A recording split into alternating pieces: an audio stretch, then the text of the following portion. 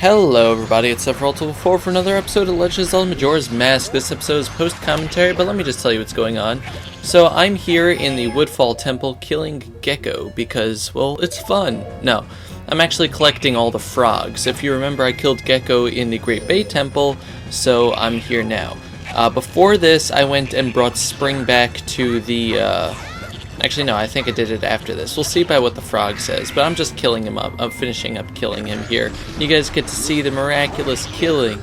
The battle actually takes the same amount of time since you just hit him with arrows, and my arrows aren't really powered up. I could use the fire arrows, but then I wouldn't be able to use all the shots that I am to try to hit him, so whatever.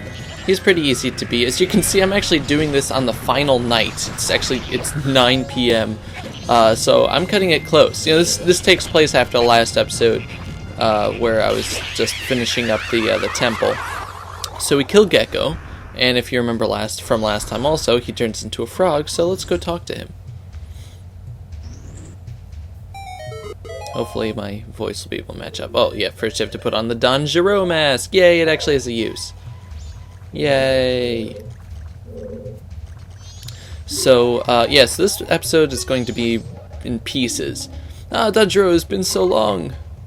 What has brought you all this way? Could it be, has spring come to the mountains? Look, it's true, winter's so long. Yeah, I'm doing it to myself. So you said, oh, the winter's gone, I'll head back to the mountains. So now we are in the Woodfall swamp, the southern swamp. If you look on the map, you can see where we are. Danjiro, it's been so long. Yeah, and this frog says the exact same thing. This is the only frog that's really out of the way. It's not hard to get to. I didn't have to beat Odala or Odwala, whatever his name is, in order to get to that. I was actually able to use the Deku to hop all the way across from the southern swamp warp point. Look at the moon; it's scary. Yes, that's that frog. I already beat Goht before this, so spring has come back to the mountains. I was able to do that also within the last night. And now we're heading over to the, what's it called? Pool. Laundry pool. You never see laundry here, though, because there's another frog here, probably the one that we've seen the most so far. And yeah, they all say the exact same thing. You just wear the Danjiro masks and they go back. So now we're going to head over to the mountains because we actually have all of them. There's, just to reiterate, there's the two that you get from defeating the two geckos, the one in the southern swamp, the one that's already at the mountains, and the one in the laundry pool. So it's actually pretty easy, so long as you beat both of those mini-bosses and kill Goht. So, I wanted to do this now so I wouldn't have to go through the Great Bay Temple again. Yeah, so you can see Spring is back over here, so let's go over to the frogs and see what they have to say. I've been waiting for you, Danjiro.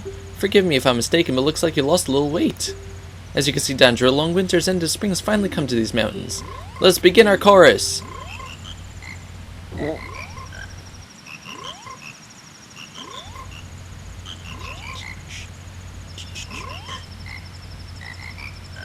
The conducting was spectacular and all.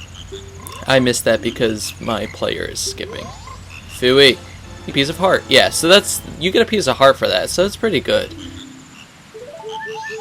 Let's do this again sometime. Yeah, I don't think so. Okay, on to the next thing.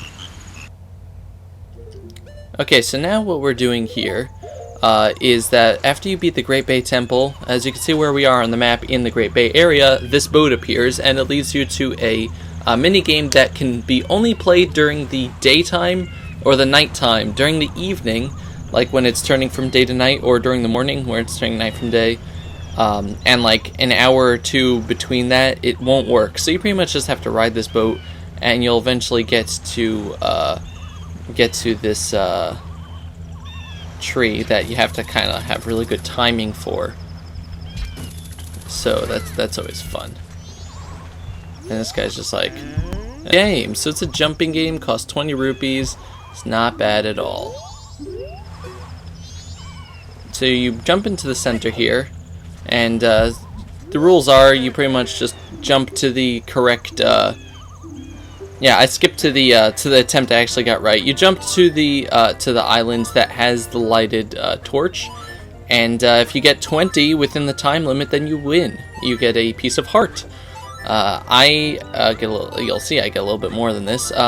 You don't stop once you get 20. Like, you can try for a high score and stuff, but it's really not worth it, because if you fall in the water, that's it, you lose. Even if you have over 20, you lose. And it's really easy to fall in the water when the perspective just keeps changing just a little bit after every jump. So, you know, I as you can see, I dare myself a little bit and take it just you know, just 2 more than 20, but then I just stand still for the rest of the time, and you're like, oh, that's boring. It's not just boring, it's safe. I get that heart piece, and I don't care. You can see the time is starting to count down. We have a little over 4.5 hours left till the end of the 3-day cycle, so I'm cutting things close here. But yeah, so we won that, and you can hear the music is all the desolate music, and that was too easy. Well, here's your prize, and we get a piece of heart. So that's our second one so far, within like the last 6 hours of the game. Yep, good times, good times. Okay, so yeah, on to the next thing. So here we're at the bank. I just wanted to show you this because it was funny. I was depositing 75 rupees, and I got over 1,000.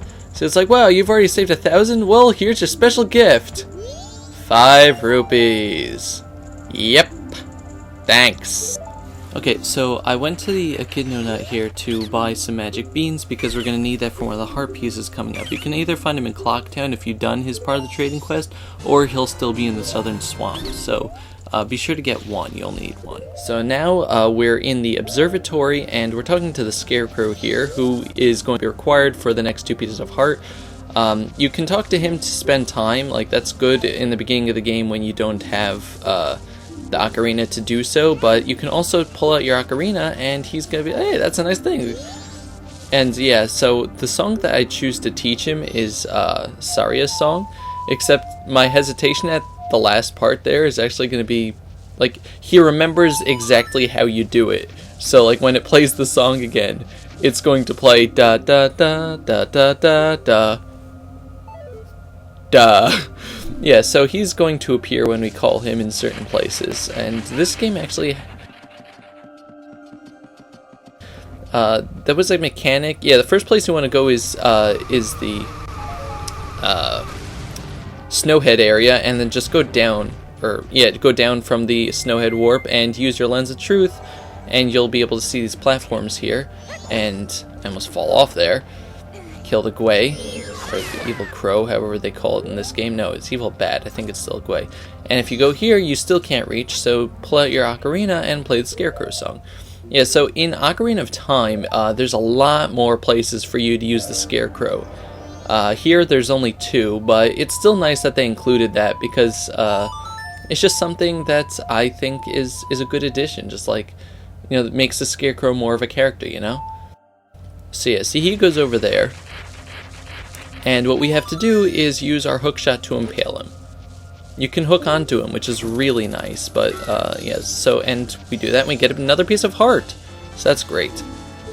So now we go to, you have to go to the southern swamp in order to get fresh water. That's pretty much the only place to get it. But yeah, now we are in the Great Bay area by the Pirates Fortress, where I was trying to find the Great Fairy Fountain before, if you remember. This spot is really hard to get. You pretty much have to be exactly where I'm standing, but you hookshot up over here, and there is a plant that's you know, an area to plant a bean. So you need the bean and you need the fresh water. You can see I'm really running low on time here. But yeah, you plant the bean and you put the water in, and it's going to lead you to another area where you can summon the Scarecrow and get a piece of heart. So I'm really happy that I got this many pieces of heart within like such a short amount of time. I find it hilarious. I got an entire heart container pretty much in the last 6 hours of the 3-day cycle. The last 2 within like the last 2 hours, so it's funny. Yeah, I love Saria's song. It's one of my favorite Zelda musics, especially since, you know, you use it in the Gorons to start dancing and stuff. Yeah,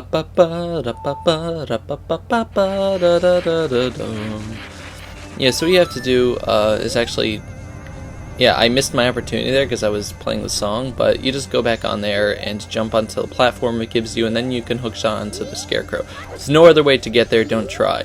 But that'll do it for this episode. We got, the 4 pieces of heart there, and in the next episode, we'll start in the next day cycle. You see, I ended there on 48 seconds left. So, good times, good times. This has been Sephiroth level 4 with the Legend of Zelda Majora's Mask, and the next run is going to be awesome. I recorded it already. It's gonna be really good. So I'll see you guys next time. Thank you very much for watching, and goodbye, everybody.